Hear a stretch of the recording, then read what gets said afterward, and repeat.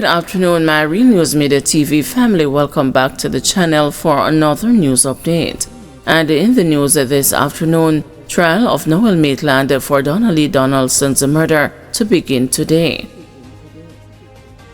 The murder trial for Constable Noel Maitland, who is implicated in the 2022 killing of his girlfriend, Donnelly Donaldson, will begin today in the Home Circuit Court after the court gave permission for 3 witnesses to testify remotely.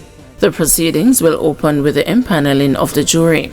The trial was scheduled to start on April 28, but had been delayed by the special measures application by the prosecution in which the court's permission was being sought. Deputy Director of Public Prosecutions, Claudette Thompson, had indicated that the outcome of the application would determine whether the trial proceeds. Maitland, who has been in custody since July 27, 2022, is charged with murder and perverting the lawful burial of a corpse. Donaldson, a 24-year-old social media influencer, went missing on July 13, 2022 after she was last seen at Maitland's home 2 days earlier. Prosecutors have disclosed that forensic analysis established that bloodstains reportedly found on curtains and on a pair of speakers inside Maitland's Chelsea Manor St. Andrew apartment were from the missing woman. The court also heard that on July 13, the constable allegedly took a sofa to a car wash to be cleaned, claiming his cousin had injured himself and had messed up the furniture. According to an attendant who assisted Maitland, the couch had an alarming volume of blood. A whole heap of blood coming out of the right side. Jesus, this man must dead. Him bleed out or this coming like him just killed somebody in a this, the attendant is alleged to have remarked. Maitland had reportedly hired a truck driver to transport the couch and had also reportedly tried to trick his landlord into deleting closed-circuit television footage at his apartment. The prosecutor had further revealed that a cell site analysis showed that Donaldson's mobile phone was last located on the network on July 12 in the vicinity of Maitland's apartment, and that Maitland's cell phone was in the same location at the same time. Attorneys at law Christopher Townsend, Chadwick Berry, Sanjay Smith, and Casey and Kennedy Sherman are representing Maitland. False alarms are frustrating St. James firefighters. Acting Superintendent of the St. James Division of the Jamaica Fire Brigade, Kenisha Vasiana, is calling on residents to stop making prank calls to emergency services, describing the act as a dangerous and a costly distraction. For the month of April, we received 5 malicious false calls, Vasiana told the news on Monday. She further noted that her office has responded to at least 25 prank calls since the start of the year. This figure includes 10 in February and 9 in January, an alarm trend that she says is putting undue strain on the division's resources and the personnel as they are obligated to respond to every call. Prank calls, she emphasized, not only disadvantage firefighters but also residents in genuine difficulty. One false call in itself is too much. Each time we receive a call, we have an obligation to respond. It's our duty to respond. However, when that call is with malicious intent, it deprives someone who might have a genuine emergency for the use of the resource, which is responding to a false call, which might be miles away, Vasiana told the news. Not only would it deprive someone who has a genuine emergency, it creates unnecessary wear and tear on the unit, which comes at a price tag to service and repair a fire unit. And each run, there is consumption of fuel, she added. At the same time, the acting superintendent stated that firefighters are also at a higher risk at being engaged in a motor vehicle collision. Whether it is responding to a call or returning from a call, once you're mobile on the road, there's a risk of potential motor vehicle accident. So with those false calls, they put the firefighters at unnecessary risk of being involved in a motor vehicle accident.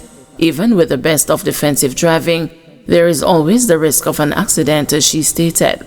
With only 3 fire trucks in St. James, the acting superintendent stressed that firefighters take their duties seriously and are becoming frustrated with the impact of false alarms. They see themselves as professionals and to respond to a call with the mindset that someone is genuinely in distress only to turn up and realize it's a prank call. It affects the mood of some individuals, said Vasiana. They think that members of the public take the whole emergency response for a joke, which to us is serious business.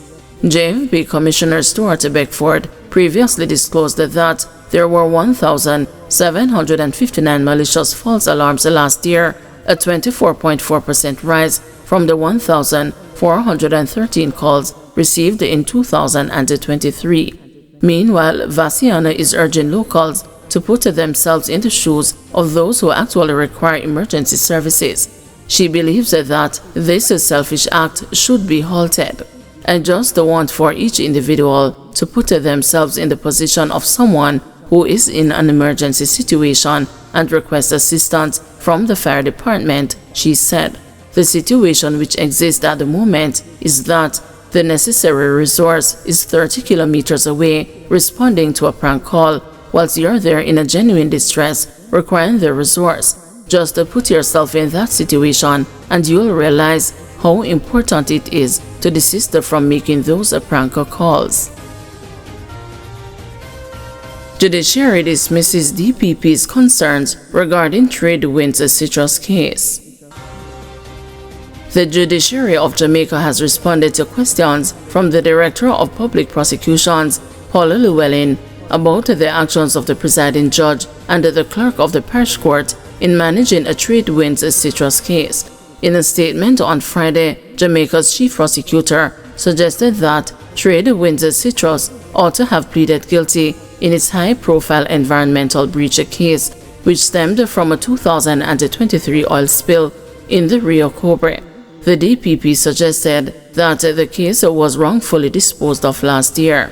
In response Monday afternoon, the judiciary said it is a well-established principle of law that in Jamaica's justice system, prosecutions are initiated either by the sovereign via the office of the DPP or by a private party through the granting of a fiat. It said that judges do not initiate prosecutions except in limited circumstances such as contempt committed in their presence, in which case the judge acts in a dual capacity. Outside of such instances, judges are neither investigators nor prosecutors.